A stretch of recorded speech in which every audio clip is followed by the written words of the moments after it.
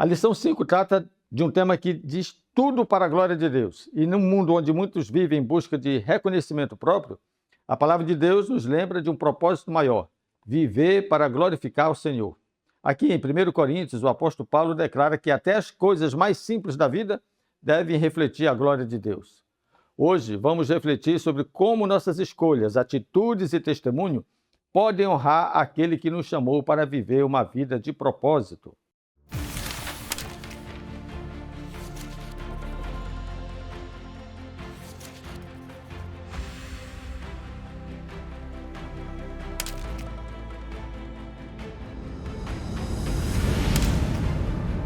Amar é mais do que saber, é viver pelo outro.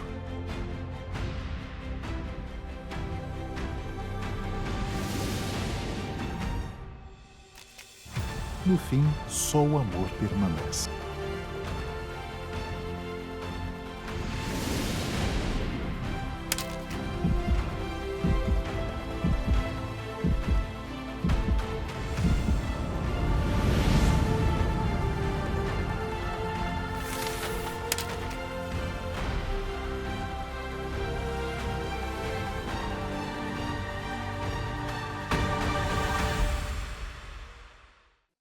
Tudo para a glória de Deus. O verso para memorizar já é um negócio assim bem absoluto. Quer ver? Dê uma olhada aí, ó. Portanto, se vocês comem ou bebem ou fazem qualquer outra coisa, façam tudo para a glória de Deus. A Almeida Revista Atualizada diz assim: quer comais, quer bebais ou façais qualquer outra coisa, fazeis tudo para a glória de Deus. É bem absoluto esse livro, né? Esse texto. 4 temas estão presentes na sua revisão para a sua classe. Então, tente fazer o que eu não vou conseguir, hein? Vou tentar resumir em 10 minutos esses temas, tá bom? Porque a ideia dos 10 minutos iniciais é exatamente preparar o ambiente da classe. Não é você revisar a lição, é você pontuar o essencial, ok? Para depois fazer o principal para esse trimestre, que são os 15 minutos destinados à interação. Entendeu? 5 minutos de abertura, de introdução, 10 minutos de abordagem, de apresentação temática, que é o que eu faço aqui, 15 minutos finais para interação e aí os 5 minutos finais da conclusão. Com isso, fecha 35 minutos. Vamos lá. Deixa eu voltar aqui. Primeiro, aprendendo com o passado de Israel, é o primeiro tema. Segundo, o perigo da idolatria. Terceiro, liberdade cristã e responsabilidade. Quarto, viver para a glória de Deus. Ok? Primeiro tópico, aprendendo com o passado de Israel. Qual é a ideia central? Lembrar a história de Israel no deserto e mostrar que privilégios espirituais não garantem fidelidade. Ok?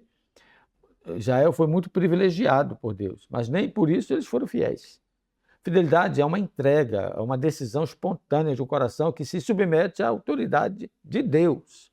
Olha, isso requer muita resiliência. Lições do passado. Israel viu milagres, mas muitos se afastaram de Deus. O povo caiu em murmuração, caiu em imoralidade, em incredulidade e idolatria. Mesmo diante de tantos sinais que viram na sua jornada pelo deserto, dos milagres e dos livramentos de Deus na vida desse povo, ainda assim, muitos se afastaram de Deus. Qual é a aplicação? A experiência espiritual precisa ser acompanhada da obediência, senão dá BO, vai dar BO. A obediência, nós precisamos entender, é o pleno exercício da submissão. Não basta conhecer a verdade, é necessário viver a verdade. E o passado de Israel serve para nós como advertência até os dias de hoje. Segundo tópico, o perigo da idolatria.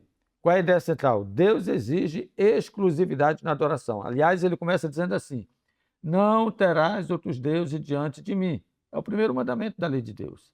Então, é uma escolha, sim. E na hora que eu escolho, eu vivo de forma absoluta essa escolha. Eu escolhi a quem vou servir, então eu devo obedecê-lo. Deus exige exclusividade. E o que é a idolatria? Bom, não é colocar apenas imagens e prostrar-se diante delas. É colocar qualquer coisa acima de Deus. O dinheiro, o prazer, o status, pessoas, desejos pessoais. Quer saber? O que é que ocupa o primeiro lugar na sua vida? O que é que você faz assim logo que acorda? Qual é a sua prioridade logo que você levanta? Qual é o local ou com o que você ocupa mais tempo na sua vida? Você acabou de descobrir quem é a sua preferência. Eu espero que seja Deus. Que você tire mais tempo para estar com Ele, para se relacionar com Ele, para meditar nele. Porque o ensinamento bíblico diz que o Senhor nosso Deus é o único Senhor. Isso está em Deuteronômio 6. Ouça, ó Israel, o Senhor nosso Deus é o único Senhor. Amar a Deus deve ser a nossa prioridade absoluta. E não é possível participar da mesa do Senhor e da mesa do mundo ao mesmo tempo. Então, isso aqui é o tópico que você introduz esse tema do perigo da idolatria. Qual é a aplicação? Precisamos identificar os ídolos modernos. Eu tenho o nome de um deles aí. Eu não vou falar não, não vou falar não, que pode ninguém ficar com raiva de mim. Mas olha, cuidado com os ídolos modernos que nós temos em nossas mãos. O coração pertence somente a Deus. Ele deve estar submisso à vontade de Deus. Terceiro tópico, liberdade cristã e responsabilidade. Qual é a ideia central? Que o cristão é livre, mas a sua liberdade deve ser guiada pelo amor. Ou seja, não é libertinagem, é liberdade, é o pleno exercício da escolha, do livre-arbítrio, com responsabilidade. Eu escolhi servir ao Senhor, que eu sirva somente ao Senhor. Eu escolhi servir ao outro Senhor, aí você está num problema muito sério. Eu espero que você não faça essa escolha. Só existe dois senhores. Princípios apresentados por Paulo. Tudo é lícito, mas nem tudo convém. Nem tudo edifica. E o cristão deve pensar no bem do próximo. A questão da carne sacrificada aos ídolos é um tema que você precisa trabalhar um pouquinho também na sua abordagem interativa com a classe, tá?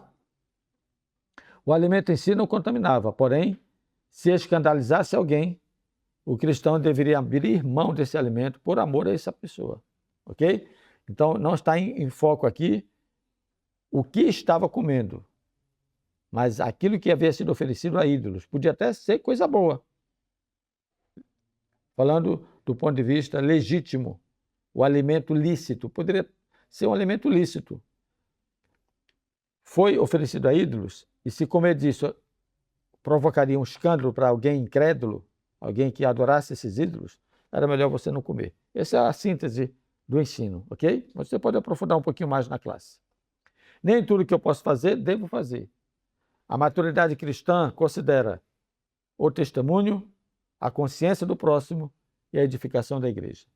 Ou seja, o que eu vou fazer? Testemunho a favor da verdade que eu abracei? O que eu vou fazer fere a consciência do próximo? Olha, isso aqui é um ponto importante. E o que eu vou fazer edifica a igreja?